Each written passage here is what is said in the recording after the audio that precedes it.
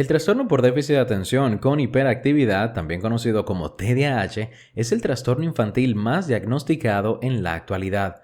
Por eso es importante que todos los psicólogos y educadores conozcan bien esta condición. En el episodio de hoy te voy a enseñar todo sobre la neuropsicología del TDAH. Es decir, te voy a explicar cómo la neuropsicología explica el TDAH y las consecuencias que esto tiene para la evaluación y la estimulación de esta condición. Así que no te lo pierdas porque Estrategia Educativa está empezando. Estrategia Educativa con David Vázquez. Estrategia Educativa con David Vázquez. Maestros y psicólogos encontrarán un espacio para sus habilidades avanzar. Estrategia Educativa con David Vázquez. Estrategia Educativa con David Vázquez. David Vázquez. Te doy la bienvenida al episodio número 38 de Estrategia Educativa, el espacio que hemos creado aquí en Neuropsicología RD para que los maestros y psicólogos siempre tengan las mejores estrategias. Cada semana te damos una nueva estrategia. Yo soy David Vázquez y el día de hoy vamos a estar hablando sobre el TDAH, una explicación neuropsicológica. Oye, este tema es un tema apasionante, es un tema profundo, pero al mismo tiempo súper controversial. Pero bueno, la idea es que el TDAH es un tema tan amplio que yo no puedo abarcar todos los temas en un solo podcast. Por eso es que ya yo tengo publicados varios episodios que abordan este tema desde diferentes ópticas, que yo sé que son ópticas bien interesantes. Por ejemplo, en caso de que te interese, ya yo abordé el tema de si el TDAH existe o no existe en el podcast, porque yo sé que hay muchas personas allá afuera diciendo que el TDAH no existe y que no deberíamos de dar ningún tipo de tratamiento y que deberíamos omitir ese trastorno porque realmente no existe. Si ese tema te interesa, entonces te recomiendo que revises los episodios anteriores del podcast porque ya ese tema yo lo he abordado. Otro tema que ya yo abordé en el podcast es el cerebro de las personas con TDAH, es decir, que han encontrado las investigaciones neurocientíficas acerca de por qué ocurre esta condición, qué pasa en el cerebro que termina provocando esas deficiencias cognitivas en el TDAH. Ese es otro tema que si te interesa, entonces por favor no dejes de revisar los episodios anteriores del podcast. Ahora bien, el día de hoy vamos a aprender específicamente cómo la neuropsicología ve el TDAH, es decir, cómo la neuropsicología ha descubierto los procesos cognitivos que están deficientes en esta condición y que terminan provocando esos síntomas. Eso es lo que vamos a ver el día de hoy. Específicamente, nosotros vamos a abarcar 3 puntos principales en este episodio. Cada punto corresponde a una característica del TDAH y a cada característica vamos a ver cuál es la perspectiva neuropsicológica. Por ejemplo, el primer punto que vamos a ver el día de hoy es la primera característica del TDAH, que son los problemas atencionales o, como algunas personas lo llaman, los problemas de inatención. Aquí nosotros vamos a ver que la neuropsicología ha descubierto que en realidad existen diferentes tipos de atención y dependiendo del tipo de atención que esté afectado exactamente, nosotros tenemos que dar una intervención totalmente diferente. Oye, si tú escuchas esa primera parte del podcast, oye, tú vas a decir, oye, pero nunca nadie me lo explicó así. Por primera vez realmente siento que entiendo el TDAH. Así que por favor no te vayas a perder esa primera parte del podcast. El segundo punto que vamos a ver el día de hoy es la segunda característica del TDAH, la impulsividad. Y obviamente en esa parte también vamos a ver cómo la neuropsicología explica la impulsividad, cuáles procesos cognitivos están deficientes que terminan provocando la impulsividad. Y por último, en tercer lugar, veremos la hiperactividad. Y obviamente la hiperactividad también lo veremos según la neuropsicología, cuáles procesos cognitivos están deficientes que terminan provocando la hiperactividad. Bueno, si este tema te interesa, entonces te digo, quédate conmigo hasta el final porque de verdad lo vas a aprender muy profundamente. Bueno, pero antes de empezar, quiero decirte que este episodio llega a ti gracias al diplomado presencial en Neuropsicología Cognitiva. Mira, este diplomado presencial tendrá lugar en Santo Domingo, República Dominicana, y el objetivo es enseñarte cómo tú puedes evaluar y cómo tú puedes estimular los procesos cognitivos deficientes en cualquier condición. Y tú dirás, ¿cuáles son esos procesos cognitivos? Muy simple. Los procesos cognitivos que vamos a ver son la atención, la memoria, las deficiencias en el lenguaje, los problemas de aprendizaje, la psicomotricidad, las funciones ejecutivas y mucho más. Así que si te interesa participar en este diplomado, entonces revisa todas las informaciones en el siguiente enlace: neuropsicologiard.com/info cognitivo. neuropsicologiard.com/info cognitivo, y ahí vas a encontrar todas las informaciones. Una información muy importante que vas a encontrar en esa página es que en este momento tenemos un 40% de descuento en la inscripción si te inscribes a más tardar este 29 de febrero. Así que si te interesa el diplomado y quieres participar en él con una inscripción más económica, entonces revisa las informaciones ahora e inscríbete. neuropsicologiard.com/info cognitivo. Muy bien, entonces, dicho esto, podemos empezar con el primer punto de este episodio. El primer punto que vamos a ver son los problemas atencionales, ¿verdad? Que es la primera característica del TDAH. ¿Cómo la neuropsicología explica esos problemas atencionales? Mira, en realidad existen diferentes modelos neuropsicológicos que tratan de explicar ese proceso tan complejo de la atención. Sin embargo, el modelo más famoso y el modelo más completo de todos es lo que se conoce como el modelo clínico de la atención de Solver y Mater. Ese modelo neuropsicológico lo que viene a plantear es que existen diferentes tipos de atención y dependiendo del tipo de atención que esté afectado, nosotros tenemos que dar una intervención totalmente diferente. Para que tú entiendas cada uno de estos tipos de atención, yo te voy a explicar cada tipo de atención uno por uno. Pero lo que yo quiero con esto es que a partir de ahora, cuando tú recibas un diagnóstico de TDAH, tú siempre preguntes qué tipo de atención está afectado exactamente. Porque dependiendo del tipo de atención que esté afectado, se va a necesitar una intervención diferente. Bueno, los tipos de atención que sostienen que existen Solver y Mater son los siguientes. Número 1, la atención sostenida. Número 2, la atención selectiva. Número 3, la atención alternante. Y número 4, la atención dividida. Vamos a ver uno por uno en qué consisten estos tipos de atención.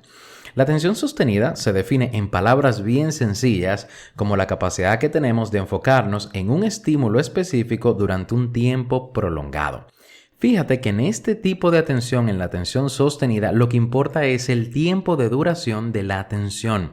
Por eso es que muchas personas dicen que la atención sostenida es sinónimo de concentración, porque eso solamente hace referencia al tiempo que uno dura enfocado en una sola tarea. Cuando hay un déficit en la atención sostenida, la persona tiene dificultades para durar un buen tiempo enfocándose en un estímulo específico. Y ahí es cuando nosotros decimos que la persona tiene dificultades para concentrarse. Ahora bien, tú dirás, muy bien David, qué interesante esa parte. Un aspecto de la atención entonces es la concentración, pero la concentración no varía dependiendo de la persona. Bueno, la respuesta sencilla es que sí. El tiempo de concentración varía dependiendo de la edad de la persona. O sea, no es lo mismo lo que uno espera a los 3 años en relación al tiempo de concentración a lo que uno espera a los 14 años de edad. Son tiempos de concentración totalmente diferentes. Si tú quieres saber cuáles son los tiempos de concentración esperados según la edad, ya yo he creado una guía gratuita que está en nuestra página web que contiene esos tiempos de concentración esperados. Si tú quieres descargar la guía la puedes conseguir en nuestra página principal en neuropsicologiard.com. Cuando tú entras a neuropsicologiard.com, tú vas a encontrar, lo primero que vas a ver es esa guía que dice así: ¿por qué los estudiantes no prestan atención? Y 3 estrategias neuroeducativas para solucionarlo. Cuando tú descargas esa guía, te vas a encontrar que al final, en la última página, se toca ese tema de la atención sostenida y el tiempo de concentración esperado según la edad. Así que si te interesa saber cuál es ese tiempo, no dejes de descargar esa guía práctica. Muy bien, eso es por la parte de la concentración, ¿verdad? La parte de la atención sostenida. Ahora yo quiero que veamos otro tipo de atención que se conoce como la atención selectiva. La atención selectiva es súper importante porque con esa atención es que nosotros podemos enfocarnos en el estímulo realmente importante en cada situación. Es decir, gracias a ese tipo de atención es que yo puedo seleccionar de entre todos los estímulos que están en el ambiente el estímulo que es realmente importante. Fíjate que cuando una persona tiene problemas con la atención sostenida, la persona no puede concentrarse. Pero cuando el problema es específico de la atención selectiva, la persona sí puede concentrarse y durar un buen tiempo enfocada en algo. Pero su problema va a ser que se va a enfocar en el estímulo que no es el realmente importante. Así es, por ejemplo, como nosotros encontramos que hay niños que duran horas y horas y horas enfocados en estímulos como el Nintendo Switch, viendo televisión o jugando con los amigos, pero a la hora de concentrarse en una clase, cuando el profesor les está enseñando algo, ahí ellos no logran concentrarse. Fíjate que eso es una dificultad en la atención selectiva, que la persona, aunque se puede concentrar en algunas cosas, no puede seleccionar el estímulo realmente importante y enfocarse en él durante un tiempo prolongado. Así que bueno, en este punto yo creo que tú pienses un momento sobre cuáles son los niños que tú estás recibiendo con deficiencias atencionales. ¿Es ese niño que tiene un problema en la concentración y no se logra enfocar en ninguna tarea, ni siquiera en las tareas interesantes? ¿O es ese niño que se enfoca en las tareas, en algunas tareas que son bien interesantes y que logra concentrarse en algunas de esas tareas, pero a la hora de enfocarse en otras tareas quizás más monótonas o ese tipo de cosas, el niño no logra enfocarse? Porque dependiendo de cuál sea la dificultad, estaríamos hablando de un problema en la atención sostenida o un problema en la atención selectiva. Muy bien, esos son los dos primeros tipos de atención. Ahora falta el tercer tipo de atención. Vamos a continuar con ese tercer tipo de atención. Es lo que se conoce como atención alternante. La atención alternante es la capacidad que nosotros tenemos de cambiar fluidamente de una tarea a otra, cambiar el foco atencional fluidamente. Por ejemplo, cuando nosotros estamos cocinando y al mismo tiempo vemos que suena el teléfono, nosotros dejamos la comida un segundito en lo que se prepara, contestamos el teléfono, respondemos lo que tenemos que responder y volvemos a cocinar. Si estamos cocinando y al mismo tiempo estamos lavando la ropa, cuando la lavadora termina, entonces nosotros arreglamos la ropa y lo que tenemos que hacer y seguimos cocinando. Fíjate que ahí nosotros estamos pasando de una actividad a otra y de esa podemos volver a la primera y de esa a otra y así sucesivamente. Nuestro foco atencional puede cambiar fluidamente. Vamos a ver, cuando hay una deficiencia en la atención alternante, cuando es específica de la atención alternante, la persona se puede enfocar durante un buen tiempo. Dígase que tiene bien su atención sostenida. También puede seleccionar el estímulo relevante en cada situación y enfocarse en él. Ahora bien, cuando ya está enfocado en una sola cosa, a esa persona se le va a hacer pero súper difícil enfocarse en cualquier otra cosa que esté ocurriendo alrededor. Es decir, que no podrá cambiar fluidamente de una cosa a otra. Por ejemplo, cuando una persona tiene dificultades en esa atención alternante, nos encontramos, por ejemplo, que si está viendo televisión, está ahí muy concentrado viendo televisión y a veces uno le habla y la persona ni siquiera te oye porque se enfocó en ese estímulo relevante que sería ver la televisión y se le dificulta pasar de una cosa a otra. Las personas que tienen dificultades en esa atención alternante también van a tener problemas cuando tienen que hacer tareas así y pasar de una cosa a otra. Si está cocinando y tiene que limpiar al mismo tiempo, una de las dos queda mal porque se enfoca tanto en una que se olvida de la otra. Lo vas viendo, atención alternante es esa capacidad de nosotros cambiar fluidamente de una tarea a otra. Fíjate que hasta ahora ya hemos visto 3 tipos de atención que son totalmente diferentes una de otra y obviamente dependiendo de cómo sea la deficiencia, cada una va a requerir un tratamiento diferente. Ahora vamos a ver el último tipo de atención que sostienen que existe Solver y Mater. Es lo que se conoce como la atención dividida y aquí se vuelve un poquito más complejo, no quiero que lo confundas con la atención alternante. En la atención dividida, nosotros nos enfocamos en 2 o más estímulos al mismo tiempo. Fíjate, mientras que en la atención alternante nosotros pasamos de una cosa a otra fluidamente, en la atención dividida nosotros no pasamos de una a otra. En la atención dividida lo que hacemos es que prestamos atención a las 2 o más cosas al mismo tiempo. Vamos a poner un ejemplo. Mientras que en la atención alternante, por ejemplo, yo estoy fregando los platos o lo que sea y me suena el teléfono, yo voy atiendo el teléfono, termino con el teléfono y vuelvo a fregar. Eso sería atención alternante. En la atención dividida, yo lo que hago es que cojo el teléfono, sigo hablando por teléfono mientras al mismo tiempo estoy fregando. Lo vas viendo, en la atención dividida, lo que yo hago es que me enfoco en dos cosas al mismo tiempo. Por ejemplo, y esto no recomiendo que lo hagan, cuando uno va conduciendo el vehículo y hablando por teléfono al mismo tiempo. Eso es un ejemplo de atención dividida, porque estamos haciendo dos cosas al mismo tiempo. Obviamente, una persona que tiene dificultades en esa atención dividida, se le va a hacer súper difícil enfocarse en dos cosas a la vez. Y si se tiene que enfocar en dos cosas a la vez, entonces como que se desespera, se frustra y dice, oye, pero es que me siento atosigado, no puedo con todo. ¿Lo vas viendo? Mira, Solver y Mater sostienen que cuando hablamos de deficiencias atencionales, nosotros tenemos que ser bien específicos sobre dónde está el déficit atencional exactamente. Mira, una de las cosas que plantea el modelo y que es cierta es que solamente puede haber un déficit en un tipo. Una persona no puede tener un déficit en la sostenida, en la selectiva y en la alternante al mismo tiempo, porque el déficit siempre es específico.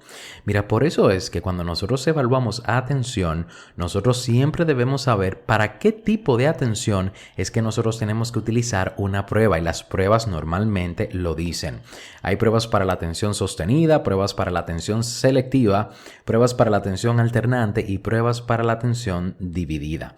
Ahora bien, mira, después que nosotros evaluamos e identificamos exactamente dónde está el déficit, entonces nosotros tenemos que ofrecer un tipo de estimulación diferente, porque cada tipo de atención puede tener una deficiencia.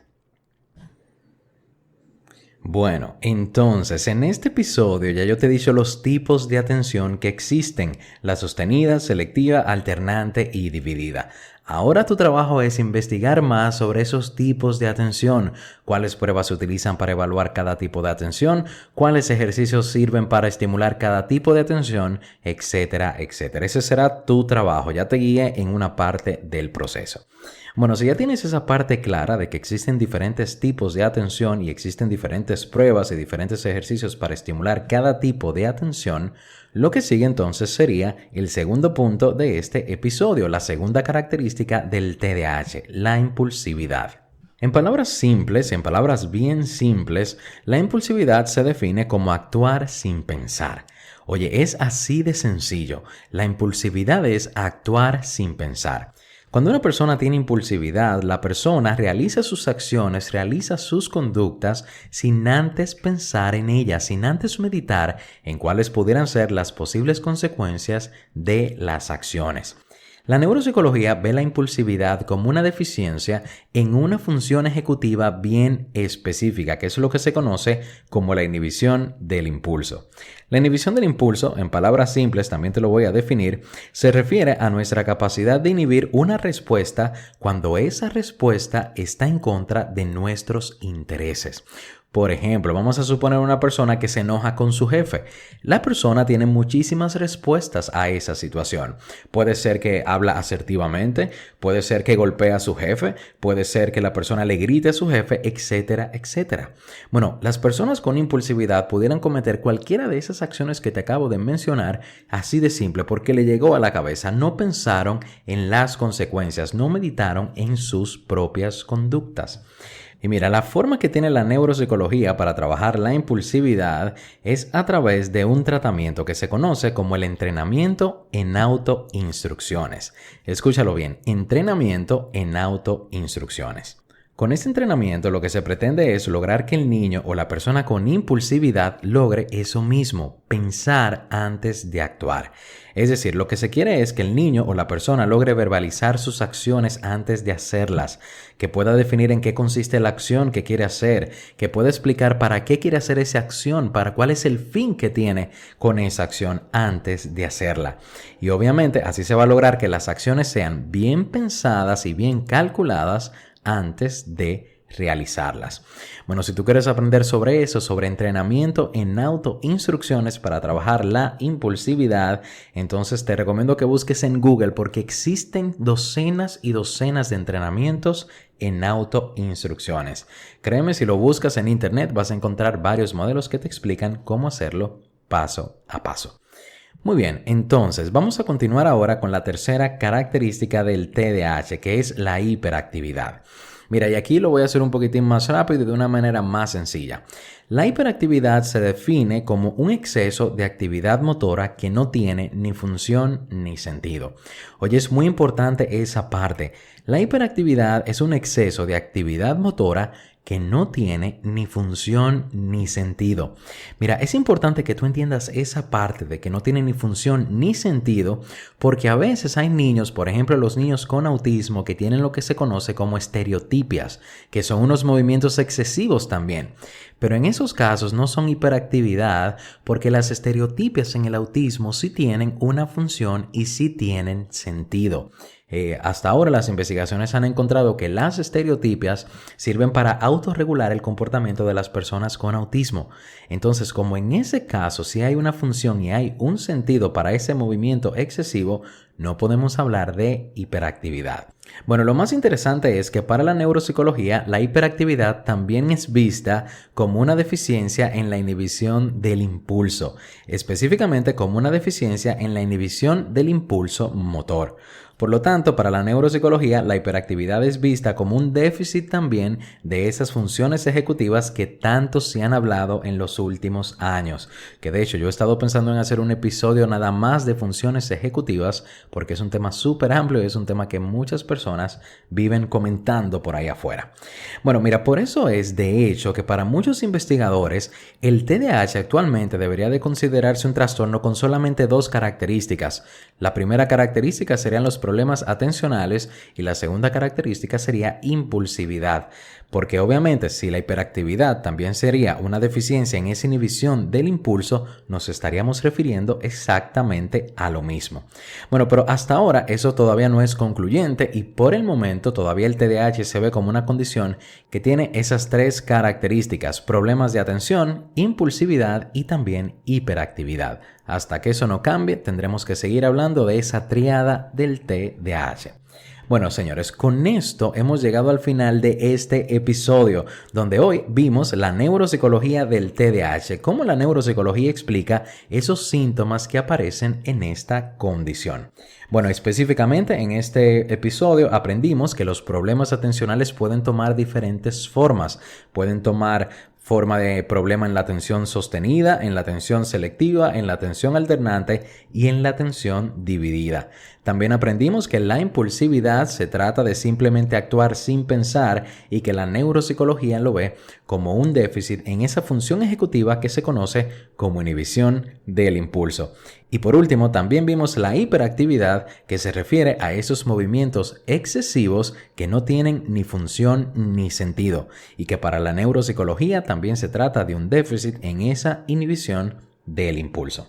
Bueno, si te gustó lo que aprendiste en este episodio, yo quiero que lo compartas con las personas que también estén trabajando con el TDAH, porque créeme, muchas personas simplemente siguen hablando del TDAH como deficiencias en la atención y no entienden la complejidad de los procesos atencionales, no comprenden la complejidad de la impulsividad y de la hiperactividad, así que si conoces a alguien que no conozca sobre esto, no pierdas tiempo y compártelo, porque como siempre digo, no hay nada mejor que aprender juntos. Si no lo has hecho, entonces suscríbete en nuestra página web neuropsicologiard.com/estrategia educativa para que así puedas recibir un correo cada vez que tengamos un episodio nuevo de este podcast.